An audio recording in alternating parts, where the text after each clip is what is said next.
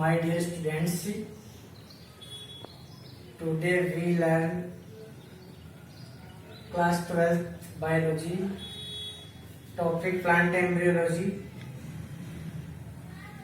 जैसा कि पहले की वीडियो में क्लासेस में हमने स्टडी किया है कि जो प्लांट्स हैं उनमें फ्लावर से लेकर के सीड फॉर्मेशन तक की जो प्रोसेस है उसकी हम स्टडी करते हैं, उसको हम प्लांट एम्ब्रियोलॉजी बोलते हैं। प्लांट एम्ब्रियोलॉजी जो आपकी यूनिट है इसमें हमने चैप्टर डिवाइडेड कर रखे हैं।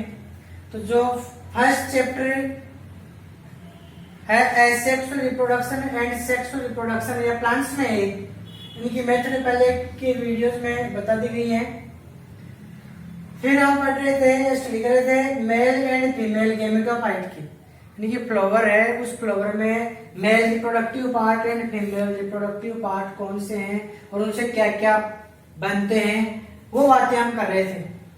तो फीमेल और मेल गेमेटोफाइट है, उनके आज हम स्ट्रक्चर एंड डेवलपमेंट पढ़ेंगे। जैसा मैंने पहले की कक्षाओं में आपको बताया है, क्लासेस में बताया है कि ये एंथर है, लोब है, और इस एंथर लोब को स्टिमेन हम बोलते हैं। जैसे ये फिलामेंट है,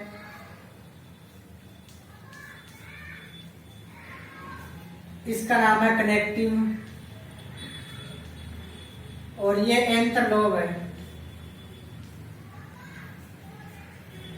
अब इसमें जो स्ट्रक्चर बनती हैं इनका नाम है माइक्रोस्पोरेंजियम, और माइक्रोस्पोरेंजियम में मियोसिस होने पर जो, जैसे इसके अंदर एक सेल थी, उस एक सेल का मियोसिस होगा तो 4 सेल्स के एक स्ट्रक्चर बनेगी जिसको हम माइक्रोटेट्राड बोलते हैं।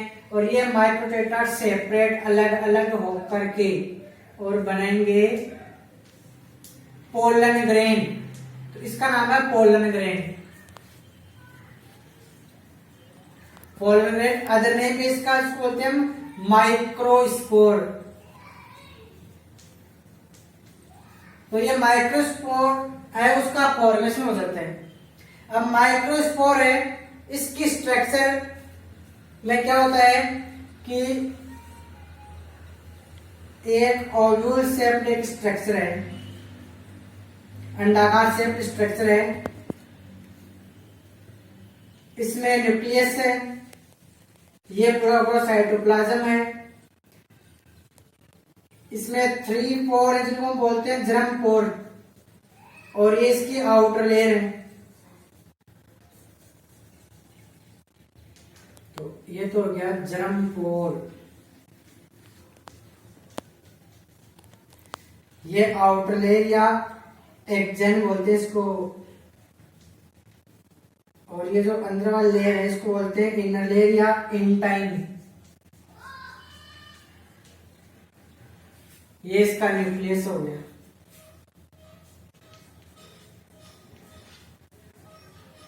तो ये एक हैप्लॉइड सेल है।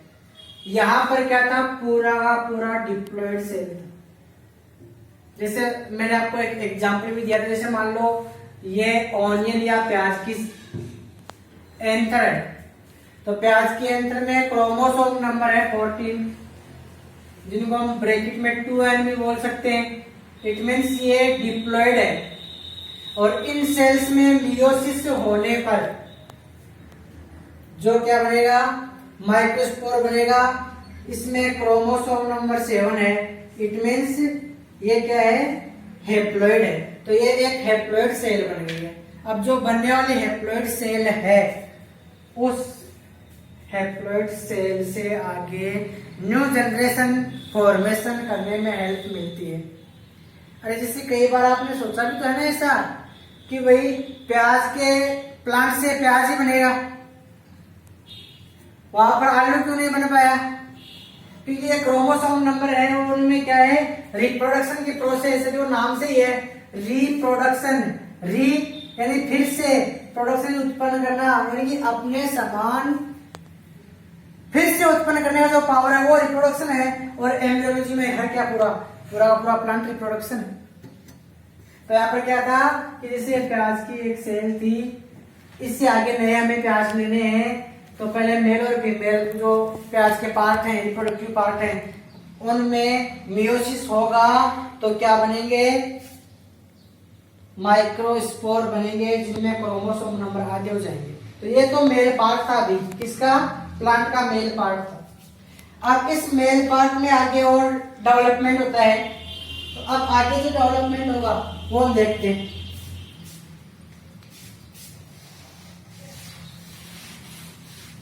यानी कि इस प्रकार के माइक्रोस्पोर यहां पर बहुत सारे बन चुके हैं और ये पूरा का पूरा बंद भी है। अब इसमें क्या होगा, डेहिसेंस होगा कि ये फटेगा, तो ये फटने पर ये पूरे के पूरे इधर बाहर निकल जाएंगे।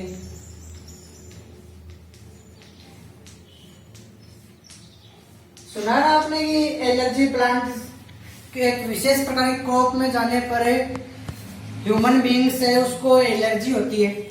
तो एलर्जी का कारण ये पोलन ग्रेन या माइक्रोस्पोर है,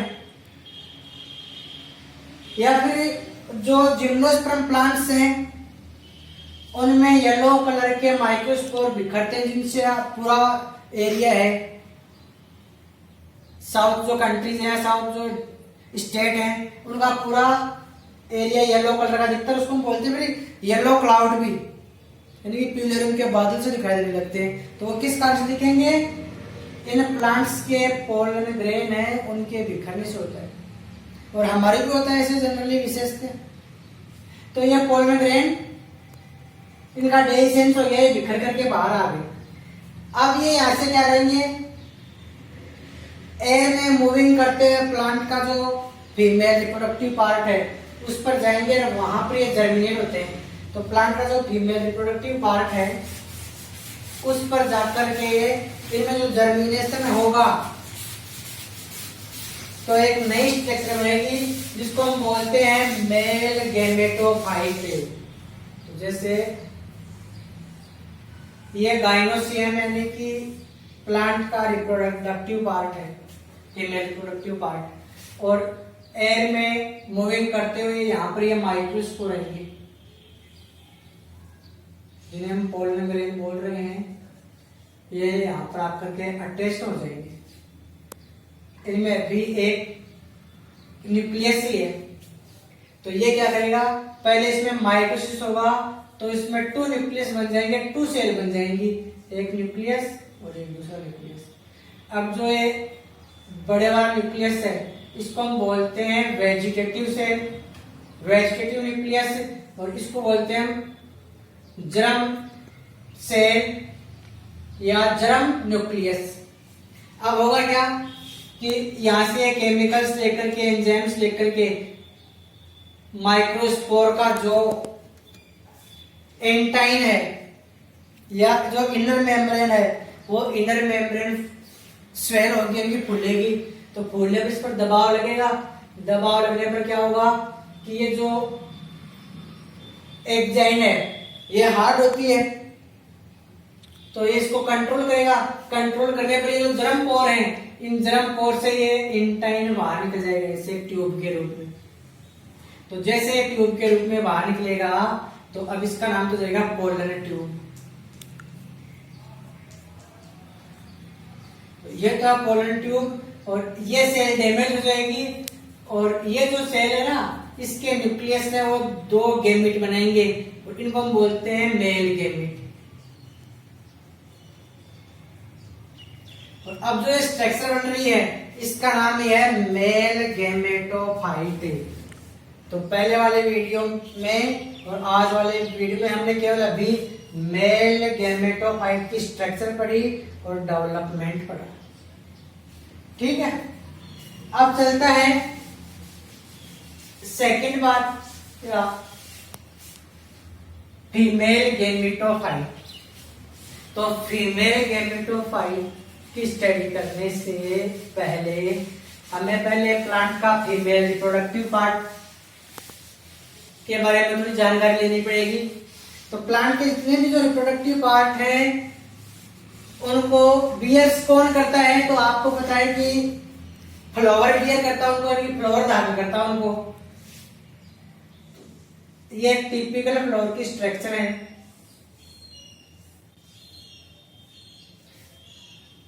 और 11th क्लास में आपने भी प्रैक्टिकल भी पढ़ा है इस स्ट्रक्चर को।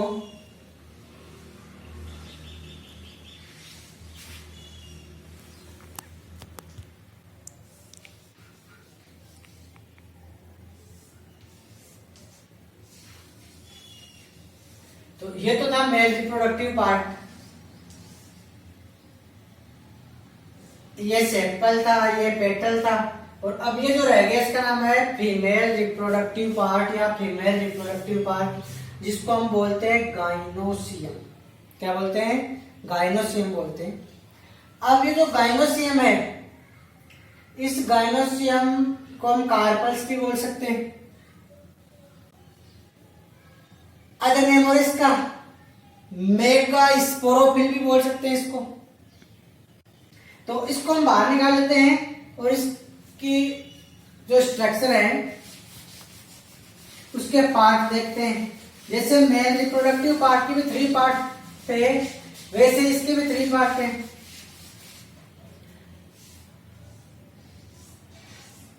ये है ओवेरी,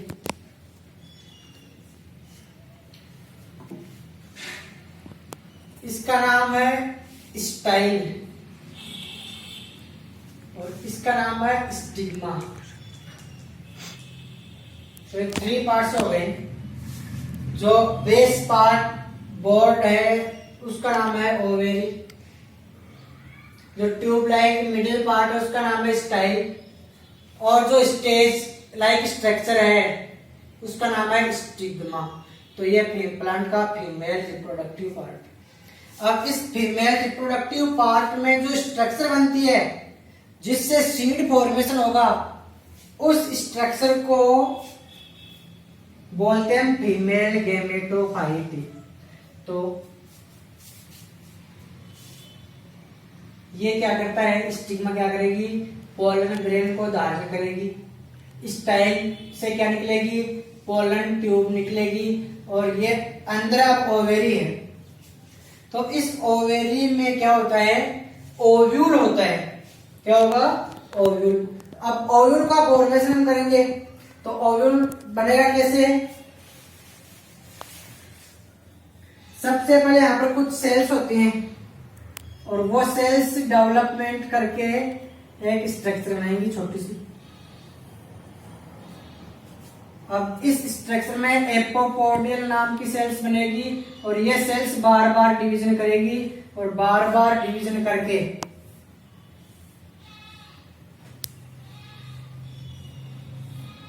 ये एक स्ट्रक्चर बनेगी जिसका नाम है ओव्यूल। अदर नेम है फीमेल गैमेटोफाइट। इस ओव्यूल में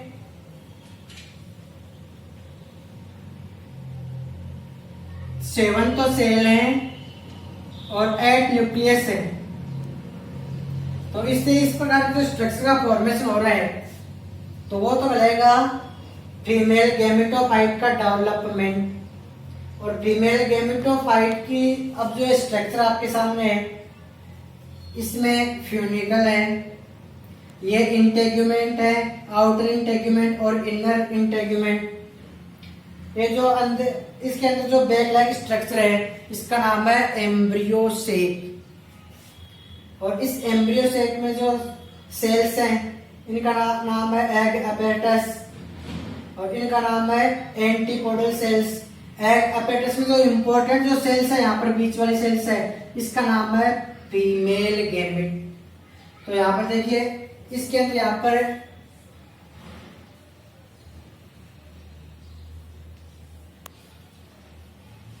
फीमेल गैमेट भी बन गया।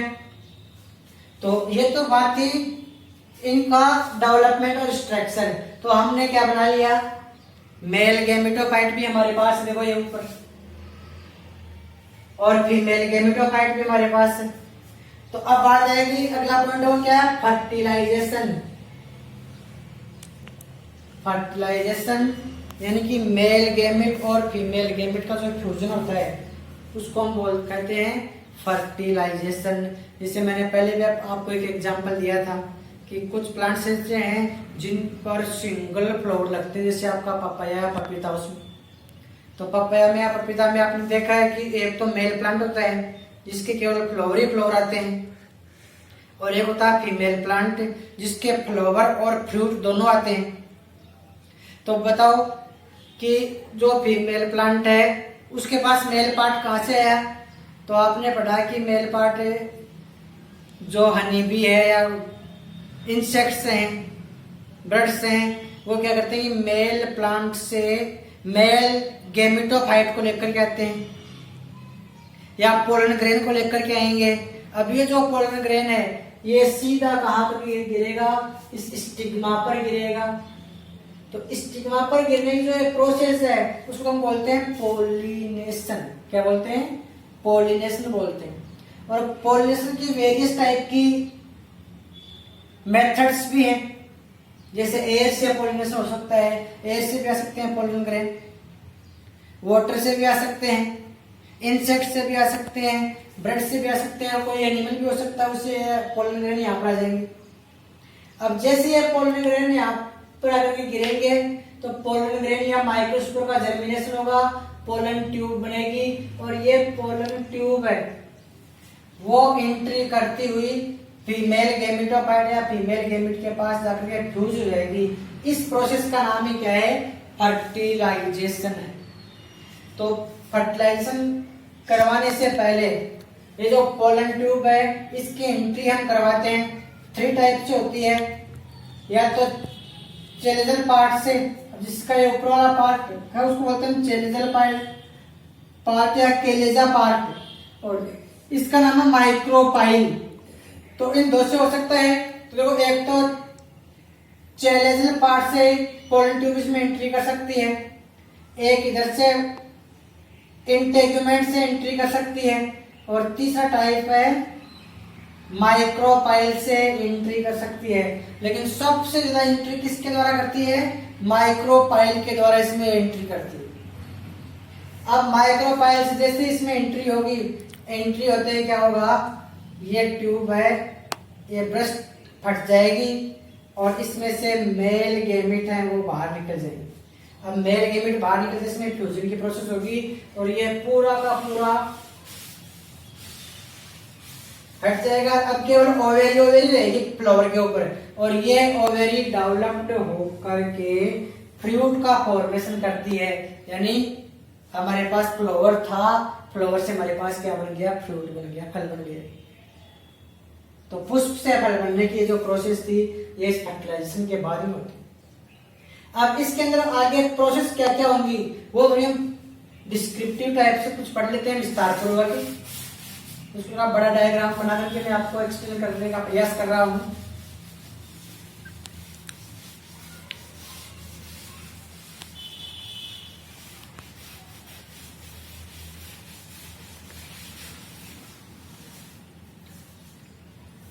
तो जैसे प्लांट की ओवेरी थी